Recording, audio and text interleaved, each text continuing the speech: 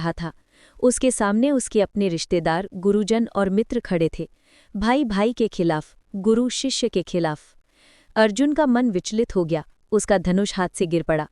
वो बोला, हे माधव, हे कृष्ण, मैं ये युद्ध कैसे लड़ूं? ये तो अपने ही लोगों का नाश होगा। मैं राजसुख नहीं चाहता, यदि इसके लिए मुझे अपनों का खून बहाना पड़े। कृष्ण, जो कि अर्जुन के सारथी बने हुए थे, मुस्कुराए। उनकी नीली आंखों में ब्रह्मांड की गहराई थी। उन्होंने कहा, अर्जुन, उठो, ये मोह त्यागो। आत्मा अमर है, शरीर नश्वर है। जो मरते हैं वे केवल देह छोड़ते हैं, आत्मा तो अनंत है। लेकिन तुम्हारा कर्तव्य है युद्ध करना, क्योंकि तुम क्षत्रिय हो। अर्जुन ने पूछा, पर हे केशव, मन कैसे स्थिर रखूं? ये दुख, ये भय, ये संशय मुझे घेर रहा है।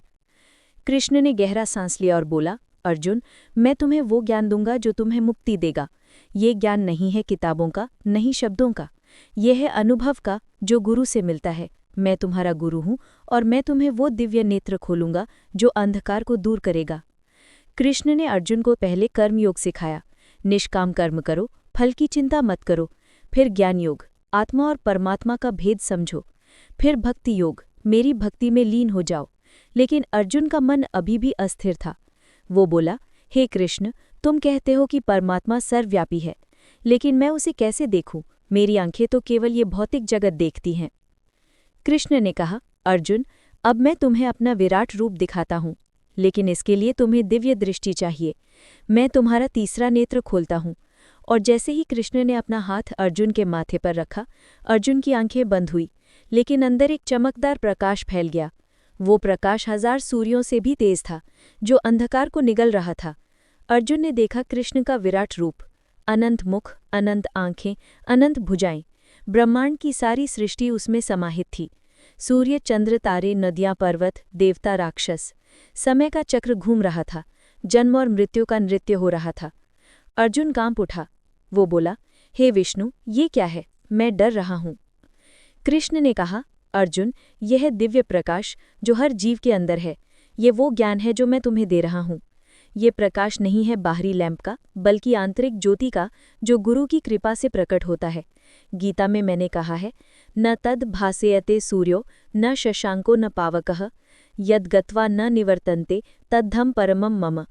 अर्थात, जहाँ सूर्य, चंद्र या अग्नि नहीं चमकते, वो मेरा परम धाम है, जहाँ पहुंचकर कोई वापस नहीं आता। ये प्रकाश तुम्हारे हृदय में है, लेकिन अज्ञान इस प्रकाश को सदा कैसे बनाए रखूं? कृष्ण बोले, अब मैं तुम्हें पवित्र नाम सिखाता हूँ।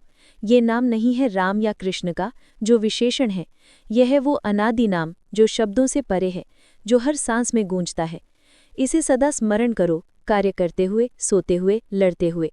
गीता में मैंने कहा है, तस्मात् सर्वेषु कालेषु मामनुस्मर युध्य च। अर्थात, हर समय मेरा स्मरण करो और युद्ध करो। ये नाम मन को नियंत्रित करता है, जैसे कोई लगाम घोड़े को।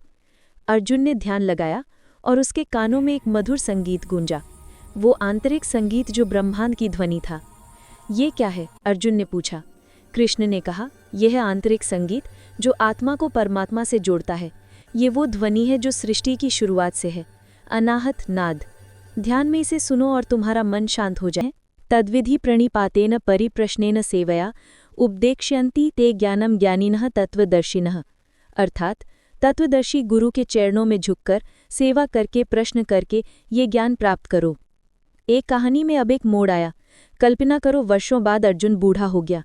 वो अपने पोते को ये ज्ञान सिखाना चाहता था, लेकिन वो जानता था कि ये ज्ञान केवल जीवित गुरु से मिलता है, मृत गुरु से नहीं।